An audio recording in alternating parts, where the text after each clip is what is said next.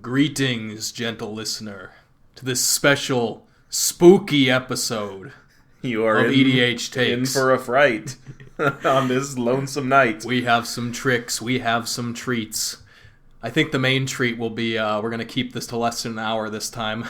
We're going to shut the hell up. Lucky you. Hey everybody, I'm Elijah Samuelson. And I'm Spencer Cook. And yeah, it is a beautiful Hallows Eve. Hallows Eve. Yeah. I think I got that right. Maybe not. The 28th is what the day is. But it is a spooky night tonight, and we're going to talk about something that is very spooky involving magic. The thing that terrifies me more than anything is the infinite void that is the rules of magic. Yeah. And so we're going to, a lot of people will say in the magic community, reading the card explains the card. I think that was coined by the professor a long time ago. Did you read the card? Reading the card explains the card.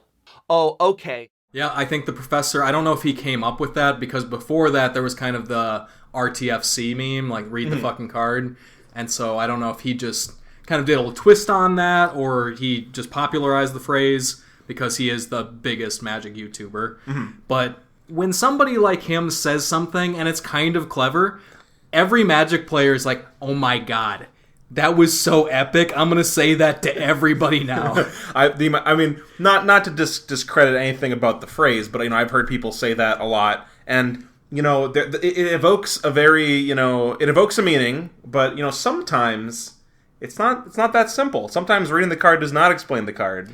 Yeah, and obviously everyone knows that person they play with that doesn't maybe have the best reading comprehension, or they just don't pay a lot of attention to the cards, and there's so many new cards too that it's hard to know what every card does, and you might play something and misunderstand how something works, or miss the cards level up cards I think of have those really tiny texts, and you might miss the activate as a sorcery on there. Yeah, the text that says that. So part. that happens sometimes. So maybe reading the card explains the card isn't a good quip to use at your friends.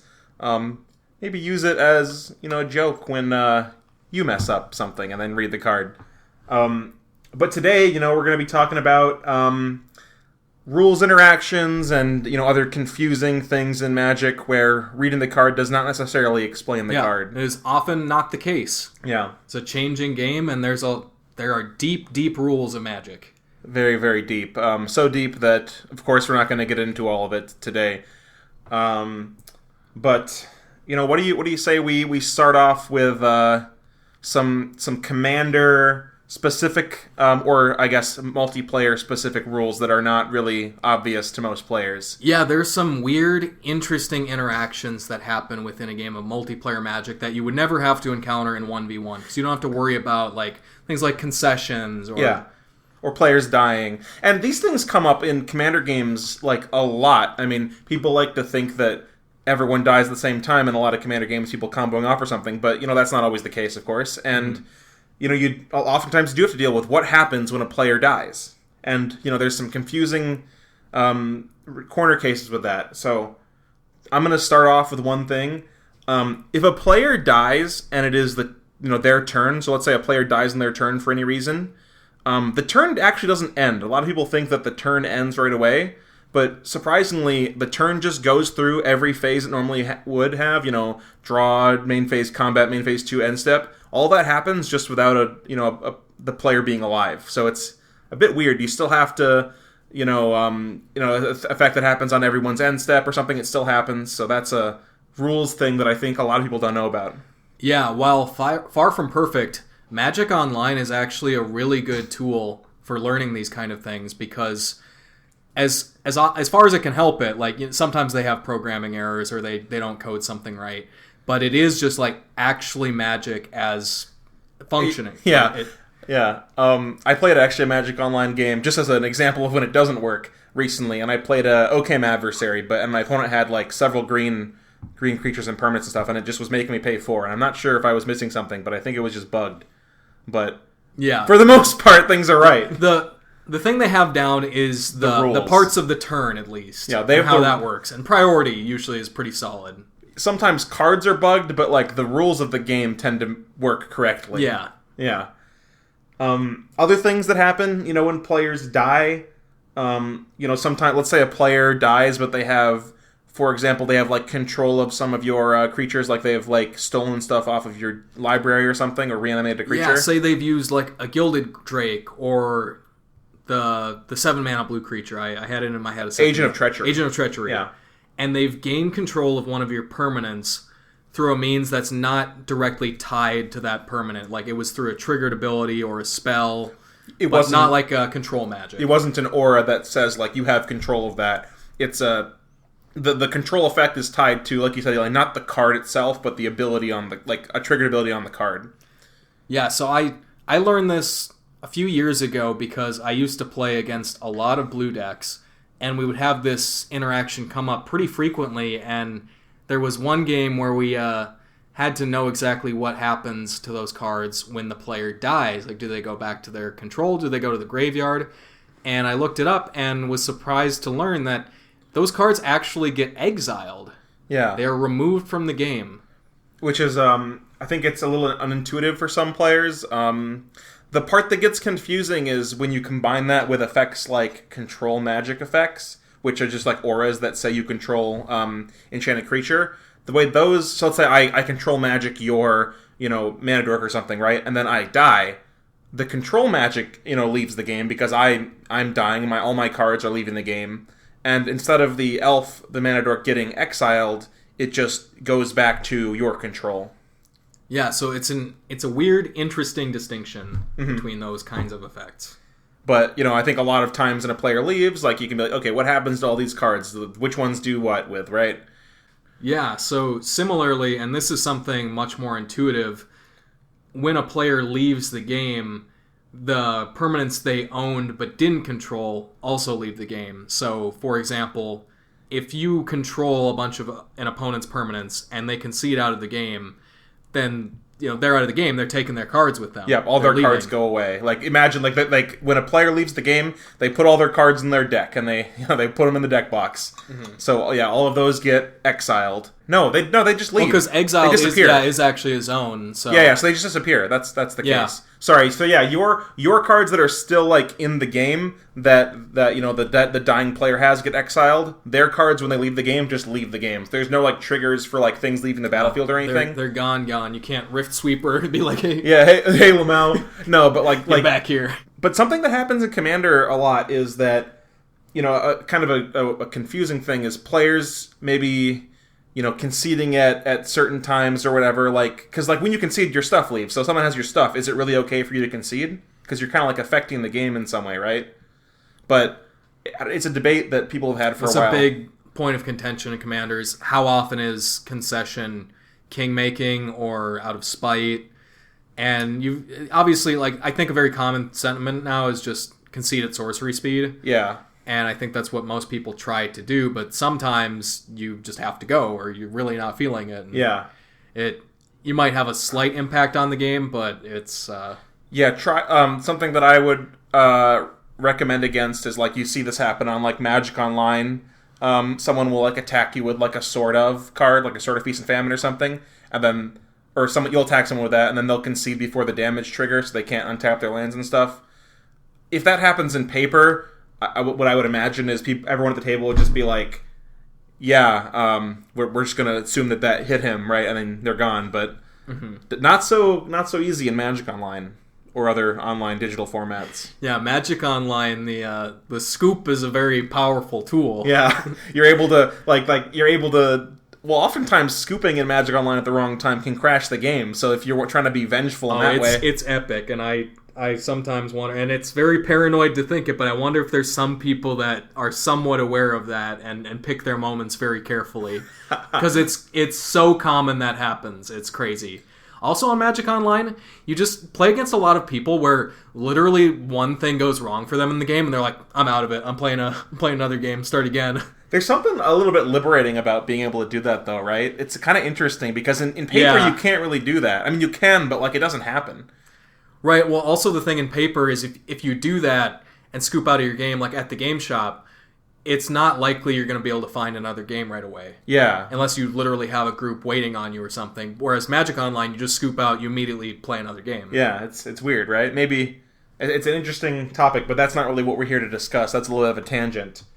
Is there anything you want to talk else about, multiplayer, like people dying, stuff like that, Eli? Or is that about all we have, you think? Well, this is all kind of not super related to the cards necessarily, but also priority is a lot different in multiplayer. Yeah, so I can explain that, I suppose, for a moment. The way that priority works in Magic, without going too far in depth, is every time an action is taken, with the exception of special actions, which are things like playing a land, unmorphing a morph creature. There's a couple others. Every player gets priority, including starting with the player whose turn it is, and it's assumed that when a player casts a spell, like on their turn, that they're passing priority themselves. And then every other player has a chance to do something. If no one decides to do something, the thing happens, and then the game continues. If someone does decide to do something, this whole thing starts over again. Everybody gets a chance to respond, starting with the player whose turn it is. And, it goes like that. So that's a very brief description of how priority works. And it's actually how the game progresses. The way that a phase goes from the main phase to the combat phase is everyone passes priority when there's nothing on the stack. So nobody chooses to. So the turn player chooses not to do something. The other 3 players choose not to do something. It's the next phase. That's how changing phases works. So it's there can be some very corner case situations where it's confusing, but that's priority in a nutshell.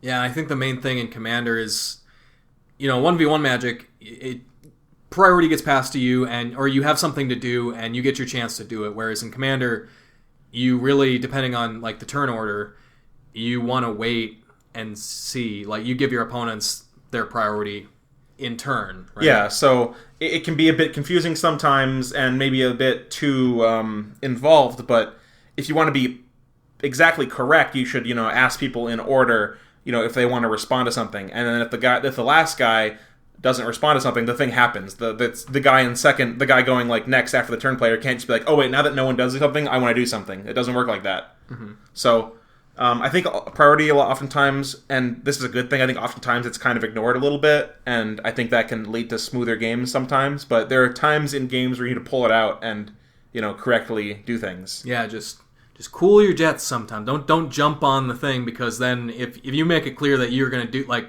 counter a spell and somebody else was thinking about it, they're not going to say anything. They're not going to, like if you're the next... let you do it. Yeah, so maybe before you do something, ask the guy, to your right, be like, hey, do you have a response? Okay, no, I have a response then. Mm-hmm.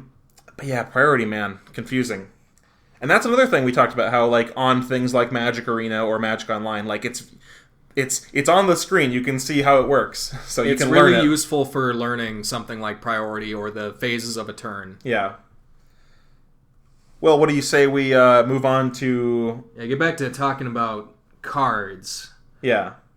So anyone who's played Magic for a long time, or maybe other TCGs too, or maybe something like Hearthstone, anything like that, yeah, knows the term errata, which pretty much just means to change the rules text, or like change how a card works. Yeah. And all official wordings of Magic cards, so like are kept in a document that Wizards maintains called the Oracle, and this is where the term Oracle text comes from. So, for example, like a original card from Alpha might say, I don't know exactly, but like the way that like Llanowar Elves says tap for mana isn't the way they word it these days. So the way that the card works functionally is whatever the Oracle text says, and that's the most up-to-date, most correct version of the card. It's maintained online on Gatherer or other websites like Scryfall. Yeah, for example, old cards might say bury a creature, or they'll say they're an interrupt. Yeah, interrupt being changed to instant, bury meaning destroy creature can't be regenerated. So but erratas aren't necessarily always just changing like words. Like, for example, they keyworded mill. So now a lot of, before cards would say, take the top 3 cards of your deck and put them into your graveyard, now that is errata to mill 3 cards. But sometimes, erratas actually just change functionality of cards. an example of something that they did with this was back in 2019 they changed a Johnny's Pridemate. It used to say whenever you gain a life, you may put a +1/+1 counter on Johnny's Pridemate, and now it says whenever you gain a life, put a counter on the Johnny's Pridemate. So they changed it from a may ability to a mandatory ability, and they have their reasons for doing that. But the point is essentially that they will change how cards work sometimes. Mm-hmm. Yeah, and usually erratas are kind of general quality of life updates. Yeah. They're meant to make the game smoother and easier to understand. Back in the day, I guess not back in the day, but sometimes erratas are just like to change errors in cards. So, for example, I believe the Thunder Collector or Conductor, whichever one it is misprinted. Oh, yeah, Zaphi Thunder Precon. Okay. The Thunder Collector or Conductor, whichever one it is, I don't quite remember. But it refers to itself as two different names in the card text. So the Oracle text is, whatever the correct one is. I think they've what was it when Hostage Shaker came out originally? That was a card that they had to errata immediately after it came out because it was printed incorrectly to just infinitely. Oh do shit. Yeah, couldn't it target itself? Yeah, so it could create an infinite game state or whatever. Yeah. Yeah, so things like that happen in erratas. Back in the day, they've done a lot of large erratas where they go back and change a lot of things. So for example, in 2007 they did the Grand Creature Type update, which was adding a lot of creature types, and they added the race class model. So a creature might be a human cleric. So a race, the human, and class cleric, and they updated a bunch of old cards with that kind of thing. They got rid of 140 creature types that don't matter. Like Aladdin, that was one of them. Yeah, rip creature type Aladdin or Alibaba. Feels bad. Or Stang Twin, creature type Stang Twin. But yeah, they did things like that. They've done other things. A long time ago, they had LED, Light Inside Diamond, which is a Commander Boogeyman card because it's very expensive and it combos very easily. Wait, they got rid of Narwhals. No! But LED used to say you could just use it as a mana ability. So you tap it, discard your hand, and get 3 mana of any one color. Before you could cast a spell from your hand using Lion's Eye Diamond, and then they changed it so activate only time you could cast an instant, so that you cannot use it to pay a cost of a spell in the stack. So they updated that for gameplay reasons because it was too broken, I think. Mm-hmm. Or I'm not sure if it was unintended or whatever, but man, I've just been kind of going off about erratas, Eli. Do you have any? It's really interesting. I'm just reading through all the creatures they changed, the creature types, and I saw a penguin on here, and I was just trying to think if I've ever seen the penguin card. People of the Woods. And interestingly enough, I read on the wiki that some of these 140 cards, I think a couple of them have been re-added. I don't quite remember which ones, but some of them that were removed. It's going to be hard for you to find one right now, but a couple of them have been. They got rid of Gamer. No.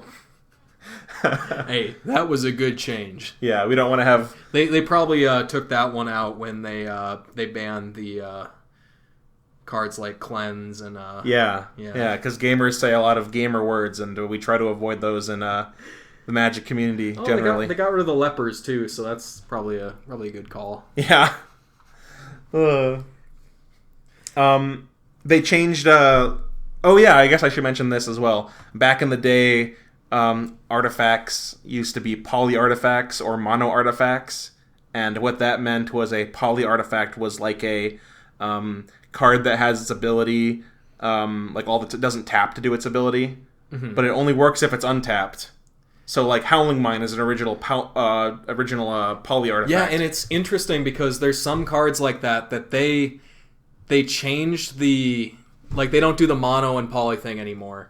But they had that ability of, tapped or untapped, right? Yeah.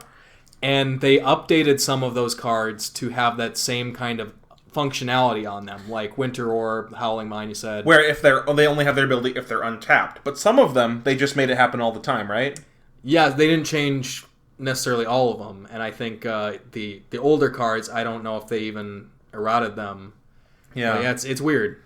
And then Mono Artifact were just like Soul Ring, like you tap it to do its ability. Additionally, something that most people might not know is they used to have cards called Local Enchantments, which were auras before auras, and they changed those to auras in 9th edition. Funnily enough, World Enchant Worlds, I guess they changed the name to World Enchantment or whatever, a subtype, but those are still... They don't make those anymore, but they still exist as World Enchantments or whatever, and you can only have one of them in play or something.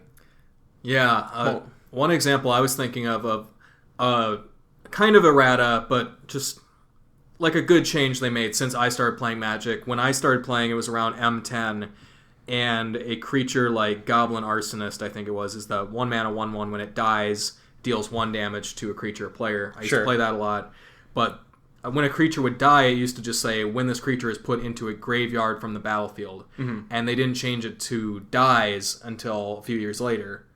And then dies just means that effect. It means when a creature is put into the graveyard from the battlefield. But that's one of the kind of like Mill, where they just like kind of keyworded, or not keyword, but they made a word for a thing that happens in Magic. I think those are generally positive. I think because they reduce, the length of cards. Sometimes they update things, like now they just say shuffle instead of shuffle your library. I think these are all pretty positive things. Reducing the length of text boxes is good, I think. Yeah, I still miss the mana pool though. Yeah, you want to talk about that? You want to talk about the mana pool? Yeah, so I think it was it Dominaria where they made this change? I don't quite remember, but... Because I remember it was when they reprinted Llanowar Elves, and I think that was Dominaria. Yeah. So they changed any mana-producing artifact or creature used to say, like, tap, add a green to your mana pool. There used to be a thing called the mana pool, which was just a place that your mana was before you spent it on something. So like if you tap your mountain, it adds a red to your mana pool. And they got rid of that concept, and then it was just like unspent mana. Yeah, I know. Doubling cube, it's a pretty common story of a lot of people, especially like older Magic players, before the rules were like super defined, or they had rule books or like access to competent players or the internet. They talk about how they would play like a dark ritual and think it meant they got 3 swamps out of their deck. Yeah, that is not the case. It adds it to your mana pool, which I liked the mana pool because I liked having this this analogy you could use for how mana works in the game, where your mana in your mana pool, it flushes out. So I would think of it like it's like a sink or something. It's like a bird bath that you fill up with your mana, and then when you play a spell, that's like a sponge that soaks up all your mana. Yeah, or a little spigot or whatever. Yeah, you put it in your bucket or whatever, and that's your spell. I pour a glass of red to cast my lightning elemental, something like that. Yeah, exactly. It's there used to be there's a card, one of the only cards that references the mana pool that doesn't just like make mana, is Doubling Cube, which is in the core set 10th edition, I guess. And it says, it's an artifact, and it says 3 mana tap, double the amount of each type of mana in your mana pool. And then it has been printed since then, but the errata version is double the amount of each type of unspent mana you have. So that's just an example of, reading the card doesn't say what it does because there's no mana pool. No mana pool. I think the mana pool was better. Yeah. Well, don't even get me started about mana burn. We're not going to talk about that. Yeah, there's still there's a bunch of old cards from around. They had modern border on them too, right? So that was Kamigawa, right? I think around there. This is just making me think we got to make like like the iceberg meme. Oh my god. We got to make like a Magic rules iceberg. So like, like the top level would be like, or Magic Errata, like top level would be like mana burn, damage on the stack, and then as it gets lowers, it's like the great squirrel update of 1999 or something, and it's like, oh my god. But yeah, errata is a very real thing, and it's something to be very conscious of. So if you really want to know what a card does, you go on Gather, or you go on Scryfall. That's going to find that Oracle text for you. Yep. It's a very common thing on if you ever watch Star City Games Commander Versus, they'll have an old card come up, and all the guys are like, what the hell does this card do? Pull up the Oracle. Yeah. Consult the Oracle. I like the concept of the, the holy scribes of the Oracle being the consultant. It's kind of like a cool thematic, thing that they do. when Morrow gets like really old, they should just lock him in a room at WotC and say he's the Oracle now. Well, he is the Oracle of the unsets, right? He's the sole rules. He decides all the rules and the rulings for the unset cards. So Yeah. maybe we need to like make, you know how they made like the Urza online card, the unset Urza, where you like roll. Oh, yeah. It chooses a random. AskUrza.com. We need to make like an AskMarkRosewater.com and just have him hooked up to like a, you know, in like a kind of a not BioShock. What's the game? I don't remember. I'll put a picture of it. You know, something like the tubes to his head kind of thing. You know? could be like one of the precogs from Minority Report, like put him in a kiddie pool or something, like hook wires up to his head. Yeah, exactly. That's what I'm thinking of. But what do you say we talk about a couple of unintuitive, you know, cards, combos, interactions, maybe some common misconceptions. I want to start with commander damage. Like, I mean, a lot of people know this one, but some people don't. And commander damage is only combat damage. I can't tell you how many times I've had someone be like, if I fling my commander 21, does it kill you? Or Nekusar. You know, whatever. It's combat damage only, so it has to attack and deal damage to you as means of combat. Yeah, no Sure Strike Trident. Yeah, no Sure Strike Trident. That Chumbo's got to smack you with its hands. Yeah, its own two hands. Do you want to talk about mutate cards, Eli? A little bit? I don't think I could handle mutate when it was right in front of me during the Ikoria draft we did. Yeah. So mutate, I'm not going to explain all of the rules of mutate, but some interesting things about it is when you have a commander anywhere on a mutate stack, so whether it be on top, on the bottom, in the middle, that whole thing is your commander. If you, like, let's say I attack you with a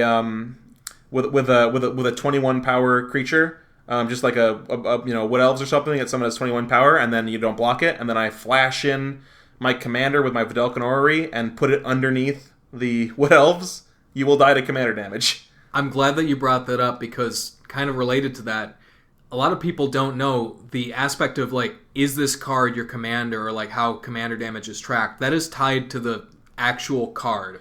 Yeah. So if I have an Ixodron or something, I turn your commander face down, and that gets in for 2. That's 2 commander damage. Yeah. It's still your commander. It's weird, right? Yeah, it doesn't matter what's happened to it, if it's been like, if it loses all abilities, or if you turn it into a 0/1 insect or whatever with Defender, somehow it attacks. Yeah, you can still deflecting SWAT. You can still do any of those, anything like that. That references your commander. Yep. Interesting. Another cool thing with Morph, maybe not cool, but interesting thing is, let's say you have 5 cards in a Morph pile, and you play like a Vapor Snag, a bounce spell on it. They'll all get bounced to your hand, even if some of them are strange cards. Additionally, Leadership Vacuum is a card that returns commanders to the command zone. If you have a commander pile, like mutate pile, I said Morph earlier, I'm sorry, mutate. If you have a commander mutate pile and you cast Leadership Vacuum or return your commander to your hand, or to your command zone, it'll return all of the pile to the command zone. So this is a way you can get like 10 cards in your deck in your command zone. Oh my god, that's real, isn't it? I think I've that heard is about real. That before. is real. We got to make that happen. Yeah, that make the new deck. I saw a video someone did on like a YouTube short that was having the Brokos or whatever, the mutate, is that Brokos? Yeah. Brokos commander deck. And then they mutated Brokos on their what's the Commander Ninjutsu card? Yuriko not being their commander, and then they Leadership Vacuum both those back to their command zone, and then Commander Ninjutsu'd their Yuriko onto the field, even though it wasn't their commander, because it's in the command zone. Kind of interesting. That is really... Wow. I was trying to think of like how else you would get those cards out of there, but yeah. I guess that would be the one. Yep. Huh. Interesting. Very interesting. One thing I wanted to mention was, we're combat step gamers around here. Yeah. We like to attack. A thing that I've seen happen a lot is anyone who's played against Akali of the Vast deck knows that you might have some good attack trigger creatures in there. Yeah. Like, say, Aurelia the War Leader. Sure. And you would want to think, I attack with my Kali, I put out this Aurelia, and she has an attack trigger on her.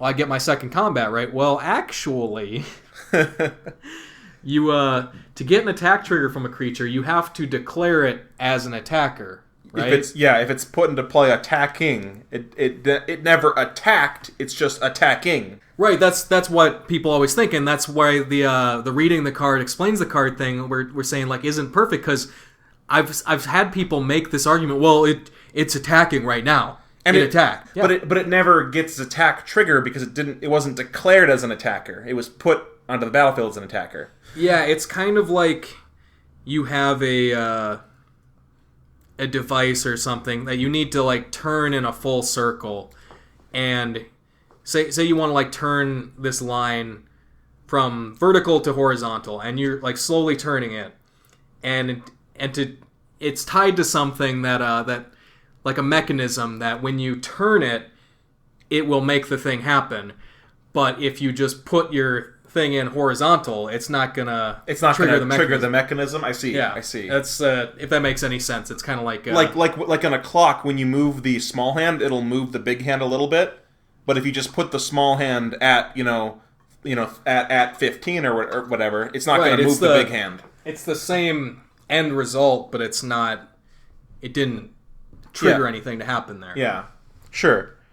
Additionally, another interesting thing to talk about is cards that have multiple sides. I know earlier we talked about Ixodron, a card being face down, but additionally cards like flip planeswalkers, cards that transform, cards like modal DFCs, anything that is like can be like go to the other side. If you blink these cards, meaning they like leave the battlefield and come back, they'll always, unless something states otherwise, they'll come back on the front side.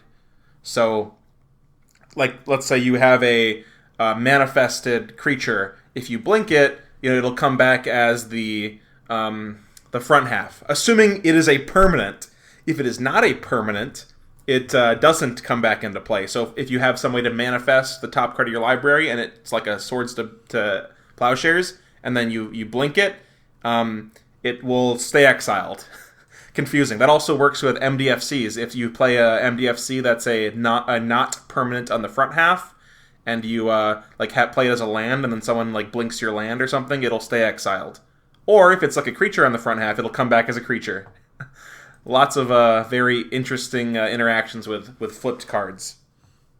Yeah, it's really interesting. So like another example for like a sorcery to like creature, if I play the spell Startled Awake and I've flipped that to its backside, which is Persistent Nightmare, which is a 1/1 creature, and I have the creature side and I blink it, then it's gonna come. It just gets exiled, right? Yeah, it tries to come back, sees it's not a permanent, and it stays exiled. Yep, nothing to come back as.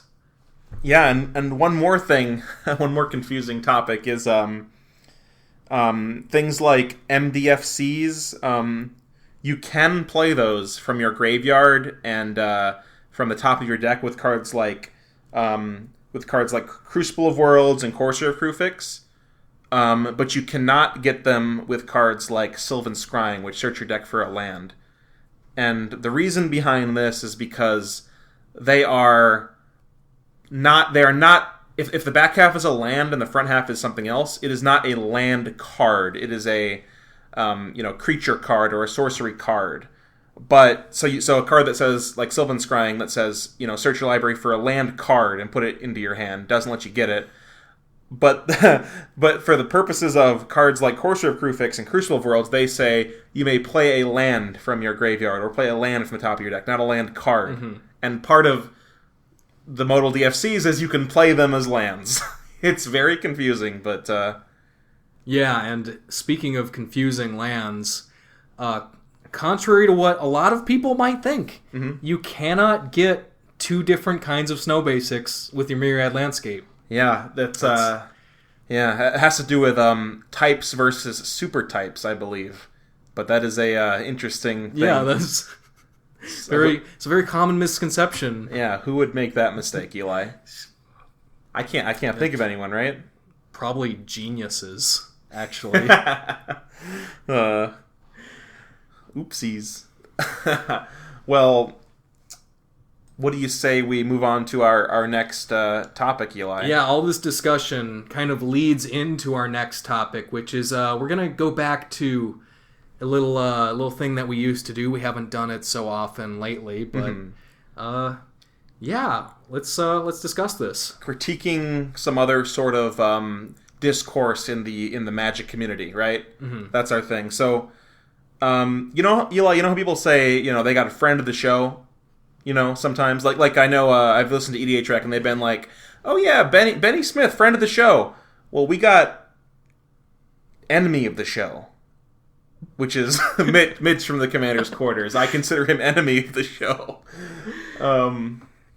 So yeah, we watched this video recently because I saw people talking about this thing on Twitter, and I had to wonder who it was. Somebody was talking about how somebody was calling people out for being rules lawyers for playing cards the way that they work. The way that God intended. And playing like with technicalities. And I was like wondering who would do something like that. Oh, no, wait, actually, technically, because of the way the combat damage step works, I can untap these still, and they're still gonna deal damage. Here's all these rules and technicalities, blah, blah, blah, blah, blah, blah, blah. The problem with this card is basically because of a technicalities, but because of rules lawyers and technicalities, rules lawyering technicality cards, the rules lawyer technicality plays intended to work was not intended to work. Wizards should just errata this to make it work as intended. Please just errata. So at the end of the day, basically what I'm saying is, Wizards, please errata this card to make it work as intended. You're not being clever by rules lawyering a technicality, you're being annoying. Basically what I'm saying is, Mitch coming in for the Commander's Core studio, you're being annoying. Suspect number one, Mitch. Mitch known for making videos complaining about the way things work in some ways, as a result of the Walking Dead fiasco. Yeah, so early in October, he made this video titled, Why I Hate This Card, Reconnaissance, Rules Lawyers. Yeah. So, Reconnaissance, just for those who don't know, is a Magic card that says, it's an enchantment for a white mana, and it says, pays 0 mana, untap target attacking creature, remove from combat. That's what the Oracle text is. The original text is very similar to that. It has a little bit of a parentheses thing that says this creature neither deals nor receives combat damage this turn. That's not correct, obviously, because, for example, if you have like an extra combat spell and it attacks again, it still can deal or receive damage. So the Oracle text just removed that because it's not accurate. But it was kind of like originally a reminder of what untapping it during combat and removing from combat Yeah, mostly means. what removing from combat means. Because if the thing is not in combat, it will not, and it gets blocked, it won't deal its damage to that creature. So, like, say, I think regeneration is somewhat similar, right? Regeneration is very confusing, but yes. They still deal their damage, but they do ultimately get removed from combat after the fact. And tapped. Yeah. But, so Mitch made this video talking about how he really hates this card and cards like it, as well as, quote, rules, lawyers, and stuff like that. Eli, do you want to kind of talk about what his argument is generally for me? Well, so he keeps saying that this card isn't being used as intended, and that people are playing around with technicalities and trying to kind of pull one over on people and deceive people, because the card, how it actually works, is not... reading the card does not explain the card. And for this one, he keeps saying, Wizards, please update this card to make it work so reading the card explains the card. And I think we've discussed enough about how that's not how Magic works in general, right? A lot of times that's not the case. Well, yeah, and the card has been oracled. Like, if you go online and, look it up, it works. Like, you can find out how it works now. But yeah, the old card, they can't go back and change how that read. I suppose it's interesting because, if you look up not even looking up rulings, look up the Oracle text, reading the card does explain the card. It just says remove it from combat or whatever, 0 mana. And the confusing thing, I suppose I should mention what the issue is. The confusing thing that Mitch doesn't like is that there is technically a part of combat. There's a phase after damage has been dealt where the creature is still attacking technically, and you can untap the creature after damage.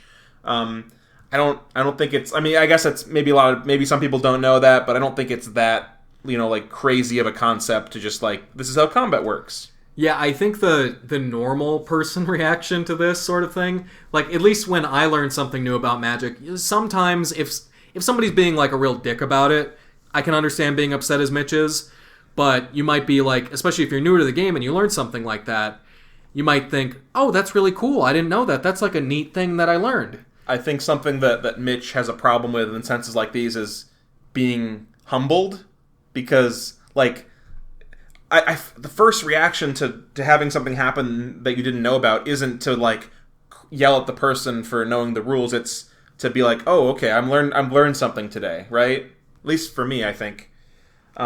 He also goes and talks about a couple other cards that are like this. Morph creatures, about how they can unmorph even though there's a split second card in the stack, and it's like, yeah, I mean, more like split second just says you can't activate abilities. Morph isn't an ability; it's special action. So it makes sense that'd be the case if you just look up what morph is. Again, though, I think that's kind of cool. Like learning about split second, being like, oh, this is a thing that like you think at first it's like nothing can interact with this card, and then you learn something can.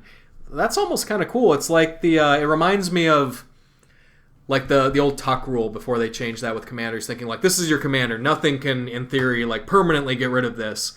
But there's this thing you can do. Yeah, where you put it in their library. It's like, oh my god, and they changed the rules. But that seemed really cool to me. Like it kind of feels like you learned something and you found something interesting. Yeah, back when Khans of Tarkir was coming out, which was the set that reintroduced Morph again to Standard Magic or Modern Magic, I guess. I really liked the rules. The rules really interested me, and I thought that the Morph being a special action thing that I learned about, I was like, oh my god, that's so cool. I love that. That's so interesting and it's different. I really liked it when I learned about that first. Yeah, or a very common one is the Fiend Hunter rule, how you can permanently exile creatures by sacrificing or blinking your Fiend Hunter before its triggered ability. Second trigger would happen. And he talks about that in this video, and I think those are cool, and also a lot of these combos, like the Fiend Hunter thing, aren't actually that complicated if you just slow down for a second and think about what happens. And just like, you'd be like, okay, I play my Fiend Hunter, I put the trigger on the stack, then, I get rid of my Fiend Hunter somehow, and then, your creature gets exiled, and my Fiend Hunter says when it leaves the battlefield, it comes back, but it's not on the battlefield, so it can't leave, You know what the this isn't how this was intended to be used argument feels to me. There's a lot of games where this sort of thing could happen, but we're gamers, right, Spencer? We've been playing. We do a little bit of gaming. Sometimes we game. We do some gaming. Okay. But a game we've been playing a little bit recently is the Minecraft. Very popular game. A lot of people like it. Mm-hmm.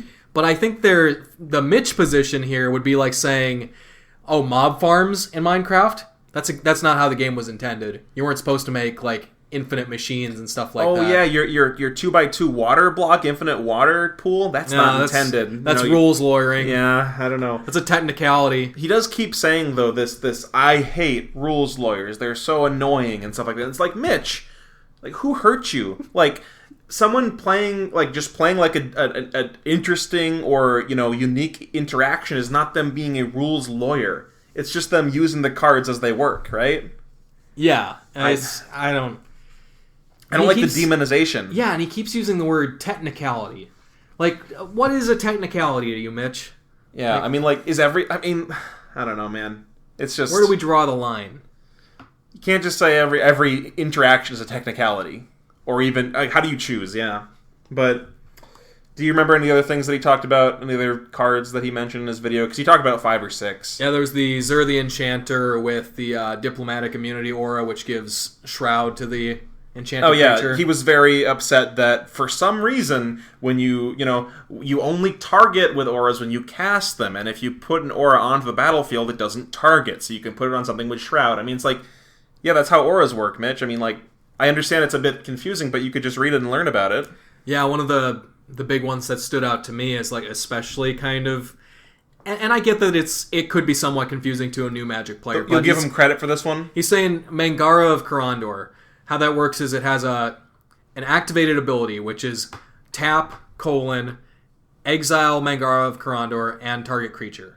So the cost is the tap ability. Because if you know a lot about Magic, you'll or it's a pretty basic thing actually, like learning how triggered and activated abilities. Yeah, it's pretty simple. Activated actually. ability is cost : effect.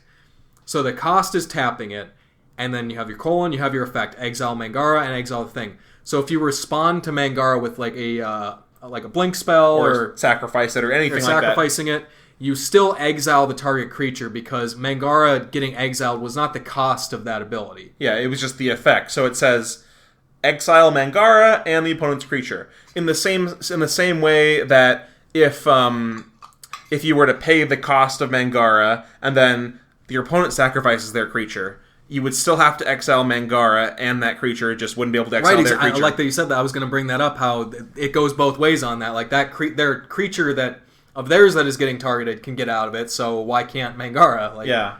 I don't know. Also, I think he talked about Companion, which I think is fair because Companion was errataed, and it's not... I mean, it's a little bit fair, but you could also just look up Companion. The Oracle text will explain it. So, when in doubt, look up the Oracle text. Yeah, that one is fair, because I think that's one of the biggest, at least most recent and egregious examples of errata on that level in Magic. That's pretty rare thing that they actually have to change how a card reads or how the mechanic works. And it's kind of unfortunate. I saw someone on Reddit or Twitter or something recently, I can't quite remember, saying, let's house rule revert the the errata for companions, meaning not having to pay, the mana to put it in your hand or whatever. And I'm not saying I'm in favor of that because it makes things complicated and changes the rules of Magic. But, I mean, I think they would be fine if they were just, normal in Commander versus, they really had to change they had to errata companions for constructed formats, which is and Commander kind of was collateral damage for that.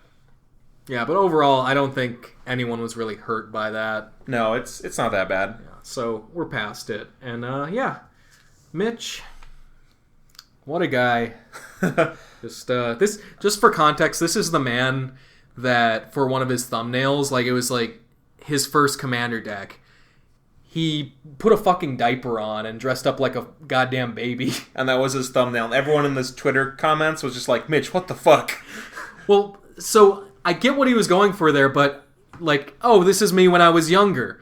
So why not put like one of those hats that has a little propeller on it or something, and like have like a lollipop or something? Be like, this is me as a little kid. Yeah, I mean, he just wanted to wear a diaper. Yeah, he wore a diaper and like no other. The man clothes. is perverse. Not to kink shame on EDHTakes, but no, of course, do whatever you want. But it was an interesting day. That was an interesting day. I hope we have a picture of it still, because I think he removed it, but it should be up there somewhere. We like to keep it rated G on EDHTakes. Oh no, I'm putting it up there. You have to see it, so you know. If we can find it, if he hasn't scrubbed it from the internet. But yeah, I mean, let's move on. Just to have a little fun thing to do at the end of the episode after all the negativity. Take it with I would say normally when we kind of like clown on content creators, I say usually it's very tongue in cheek. When we talk about Murph, it's like, oh, we like Murph. We're just kind of Yeah, I'd give Murph a friendly noogie. Yeah, but don't hate me for saying this. The Mitch complaining is not tongue in cheek. Okay, if you like Mitch, you're fine. Whatever, it's cool. You can like him. I don't like him. Yeah, it's okay if you've been led astray, if you've been.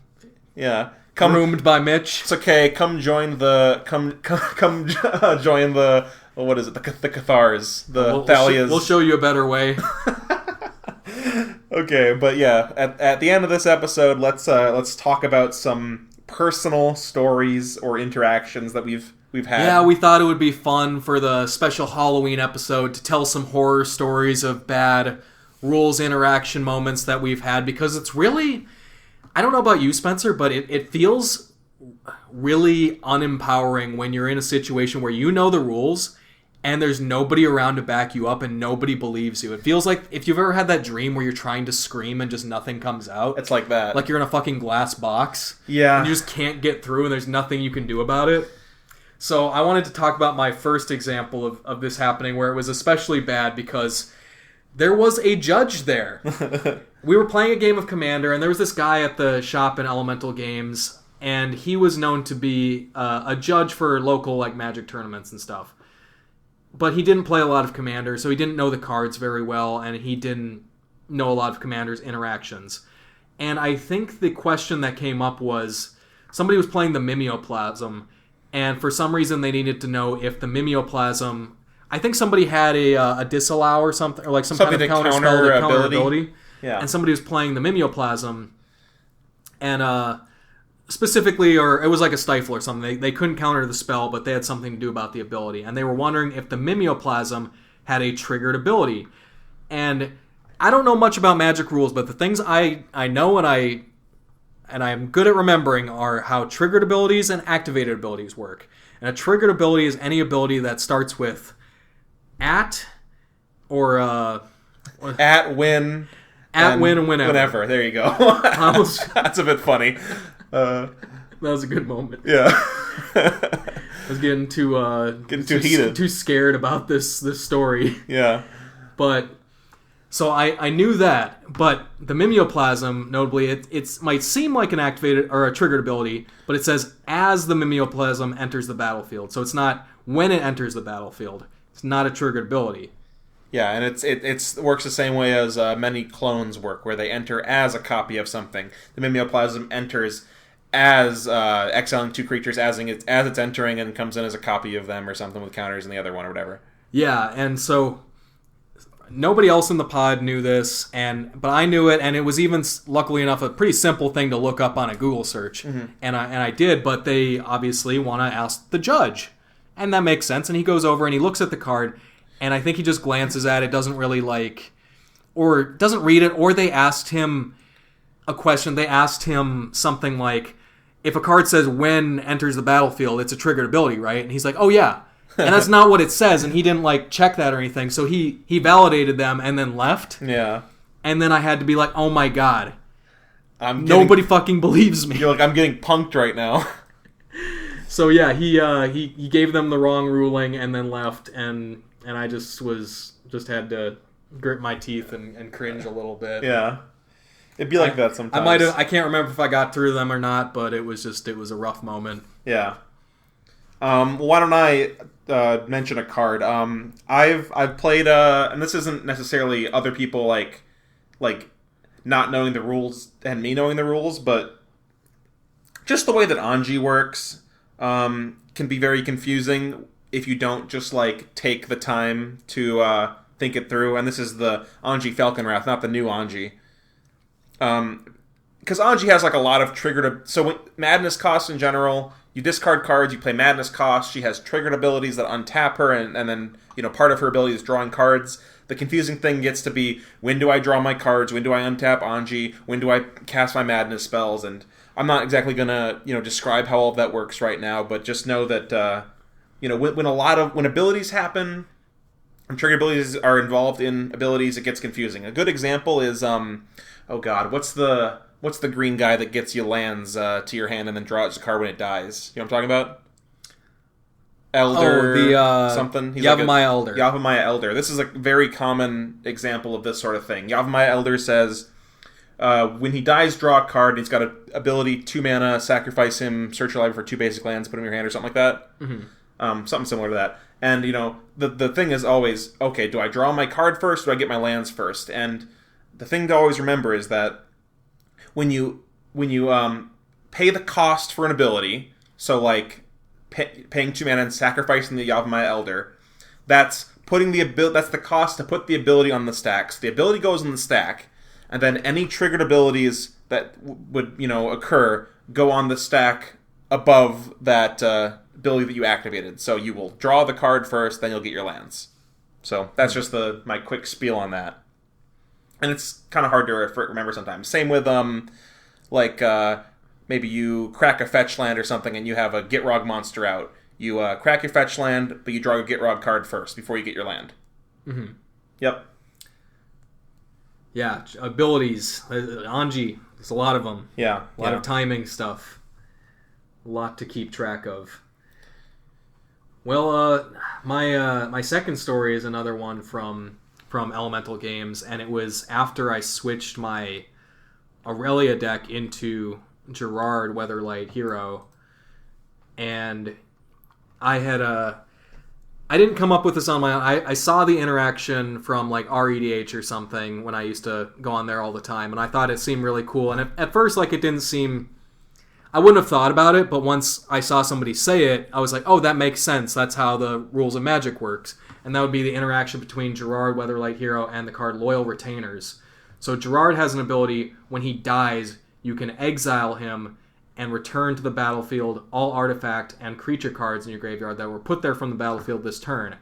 And Loyal Retainers has an ability where you can sacrifice it to return target legendary creature from your graveyard to the battlefield, but only during your turn and before attackers are declared. So just like in your main phase 1 or whatever, something like that.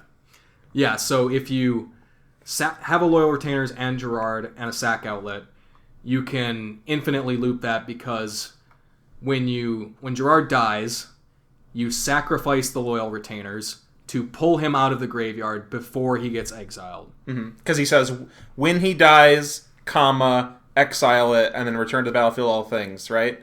Yeah, him returning the things is not contingent on him being exiled. Yep, and that's, the triggered ability thing, when he dies, comma, and then, the exile it and return is the thing, that's the thing that happens with the triggered ability. So if you bring it back before he gets exiled, with this trigger on the stack, you return him to the battlefield with the Loyal Retainers. Yep. So by the time his ability resolves, it will return the Loyal Retainers to the battlefield because that was a creature card that was put into your graveyard from the battlefield this turn. And it won't exile the Gerard because it's not, in the graveyard and it's not the same. It's a different object when it's been returned to the battlefield, I believe. Yeah, so I probably played this and got the combo off like the week after Gerard came out. It was really new and there weren't a lot of people talking about it. And I think I, for reference, pretty much just had this Reddit thread. Yeah, and Gerard isn't super popular. And it wasn't even like a whole thread. It was just like a comment like down on a thread. So it was like kind of hard to find. So when I did this, there was somebody at the shop everyone probably knows this kind of player who they don't know the rules, but they really think they know the rules. Yeah. And he was just like, and I tried to do the thing, and he's like, I don't think it works like that, because you see it says it exiles it, and I was like, well, no, that's not how that works. And nobody, again, there was nobody around to back this up for some reason. Nobody could validate this, and I was trying to find this thread, but there wasn't a lot on it, so I couldn't find it. And I was like, no, I know this, and also like there's people who know Magic that know this that I found. He's like, where'd you see this online? I think you must have seen the wrong information or something. I was, come on, I couldn't find the thread to explain it or find a better reference, like an actual ask a judge or something like that. Yeah. At this point in time, you have more access to that, but not at the time when it came out. Yeah, so it was very frustrating because there wasn't information online to really validate this and explain it better than I could. Yeah, so that's an unfortunate situation that can happen sometimes. Why don't I talk about, again, my stories aren't as much stories, more of just the way that cards work. I want to talk about Animate Dead, because Animate Dead is a confusing card.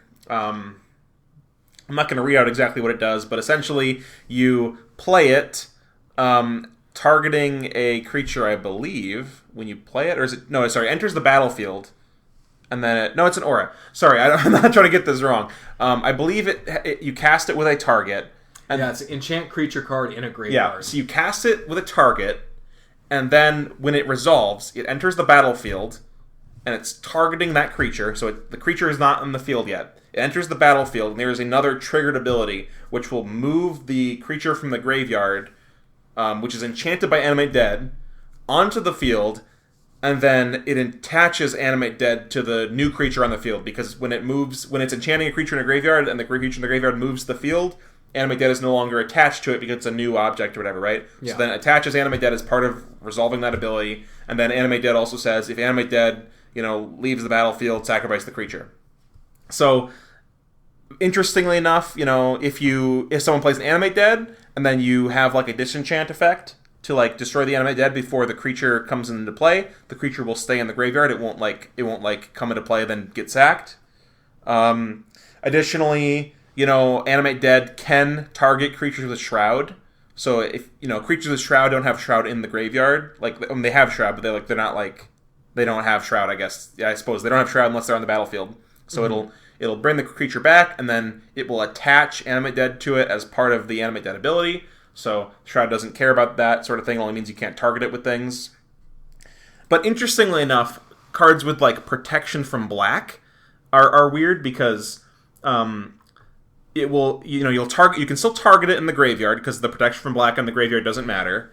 And then it brings the creature onto the field, and then Animate Dead gets attached to it, and then immediately as state-based actions are checked, Animate Dead gets put in the graveyard because it's not a legal target, or it can't be enchanting that protection from black creature. So then Animate Dead goes to the graveyard, and then the creature gets sacrificed. It rejects it like a virus. Exactly. So Animate Dead is a fun card if you want to hate yourself.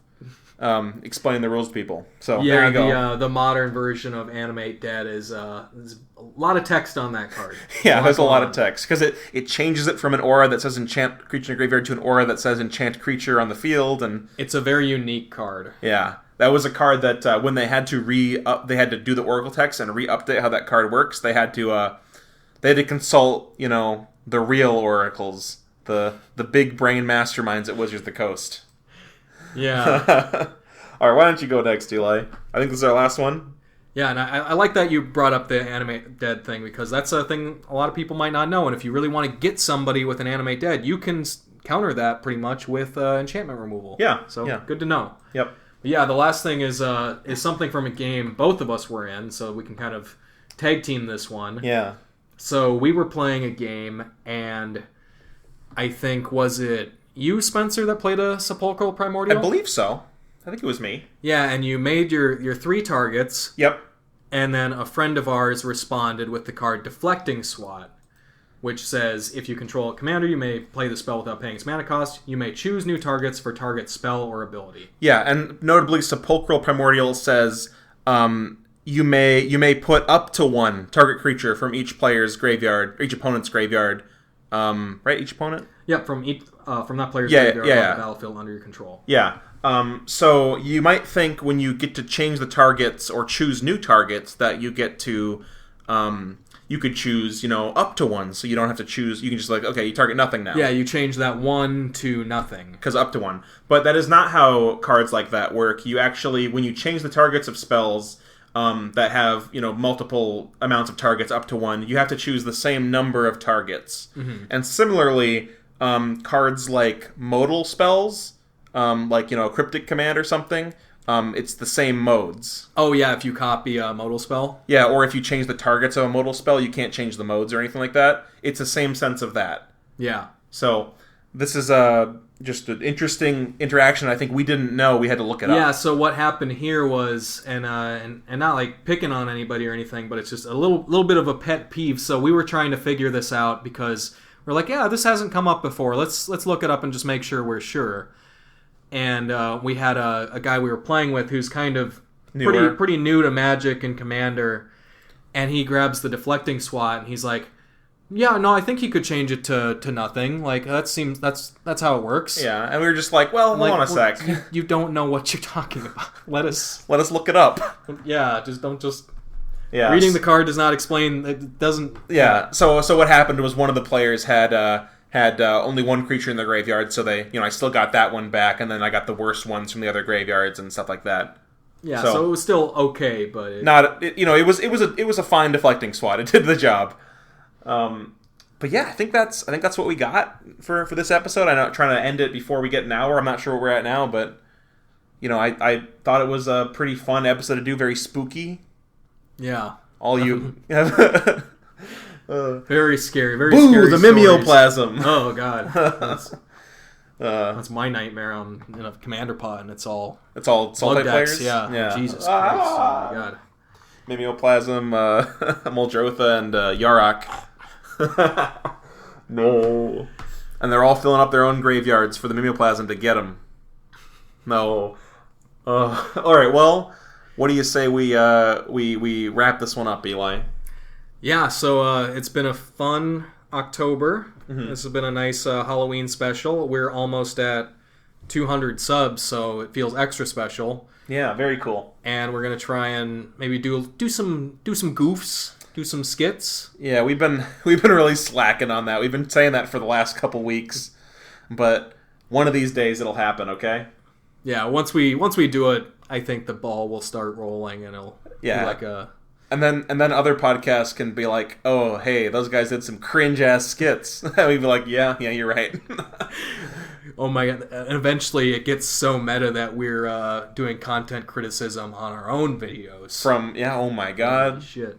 All right, well, take care, guys. Yeah, give us a follow, give us a like, subscribe, get us to that 200, and yeah, absolutely. Thanks for listening. Yeah, if this video doesn't get 2 likes, I won't release the next episode that's locked in my basement. And let us know, what are your interesting rules interactions or cringe stories of people misunderstanding the rules? All right. We'd love to hear it. Thanks, guys.